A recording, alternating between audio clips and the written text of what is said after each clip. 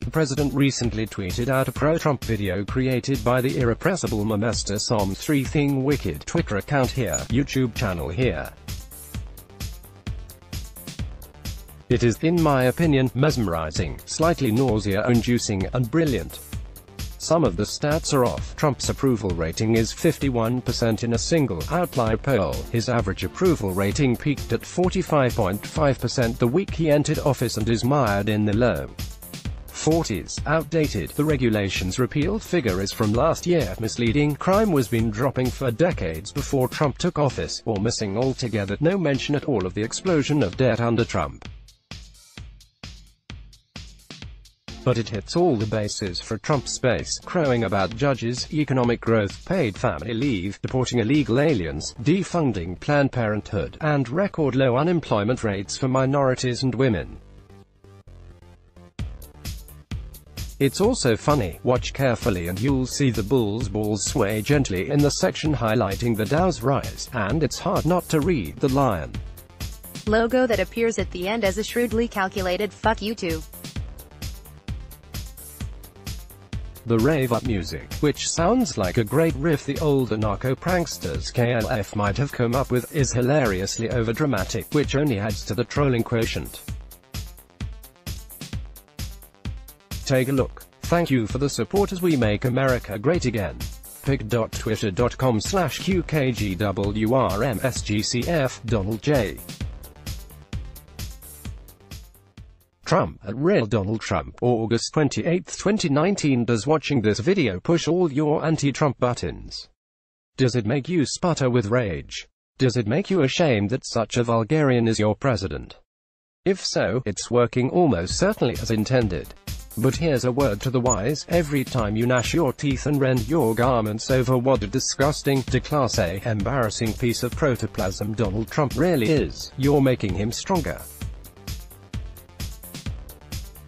He's like the old Marvel supervillain the Blob, a psychologically unstable mutant who gained strength whenever he was attacked.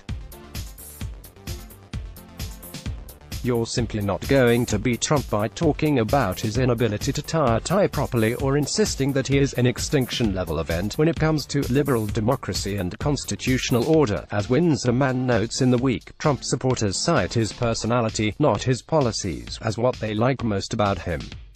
Trump has done nothing that another Republican could not do, and do better.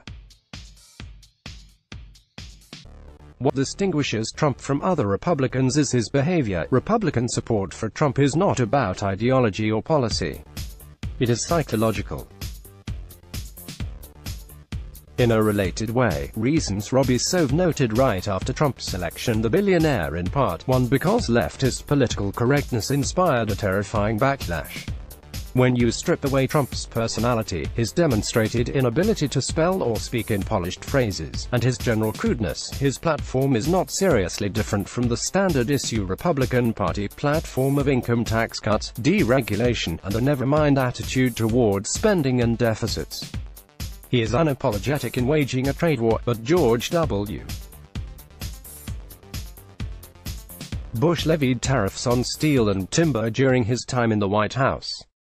Trump is fiercer in his rhetoric about illegal aliens than any president since Bill Clinton, whose 1996 re-election campaign praised his zero tolerance for undocumented immigrants, but his policies are not that different from those of Barack Obama, who also pushed a Buy American program that was wildly popular among Democrats back in the day.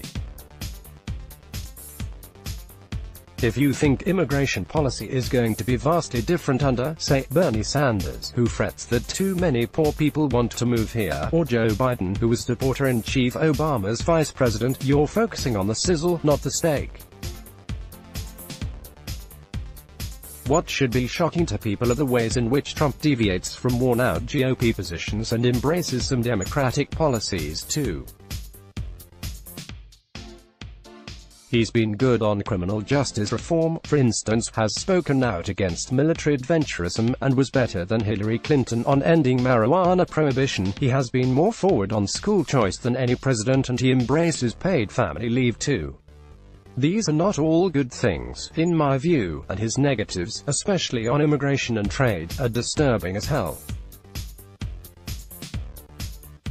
But especially from a libertarian perspective, he's a mixed bag, as are all presidents. Put slightly differently, he is mostly an abomination, but that merely makes him the most recent president, not history's greatest monster. Trump and his sharpest supporters are shrewd folks who, in their heart of hearts, know that the president is not going to top the 46% of the popular vote he eked out in 2016. His path to victory in 2020 is a hard one that will involve minimizing enthusiasm and turnout for the eventual Democratic nominee by making the primary candidates and the supporters appear deranged, unhinged, and extreme. In 2016, Hillary Clinton and her supporters played into this strategy perfectly by taking her support among swing voters and eventual victory for granted. Today's Democrats, helped along by a number of often unconvincing. Such antics harden existing Trump supporters.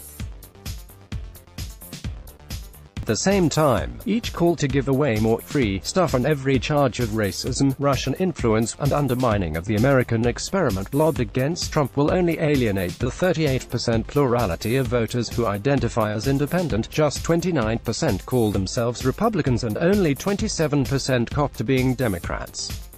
What independent is not going to be insulted when reading invective like this from supposedly learned and objective political scientists, in this case, Rutgers Roske. Baker, writing in USA Today. I am now hesitant defending what I used to refer to as the genius of the framers of the Constitution because I no longer have confidence in the checks and balances that James Madison assured us were auxiliary precautions to prevent our government from going off the rails at times when the wisdom of the American people is faulty. The faultiness of that wisdom is, in my mind, on vivid display by the man they chose to lead the nation. Smarter course of action for all of us who didn't vote for Trump and don't plan to win 2020 is to engage in a substantive critique of the actual effects of his policies and to offer an alternative that does more than attack the president's many character flaws and rhetorical awfulness. Let's block ads. Why?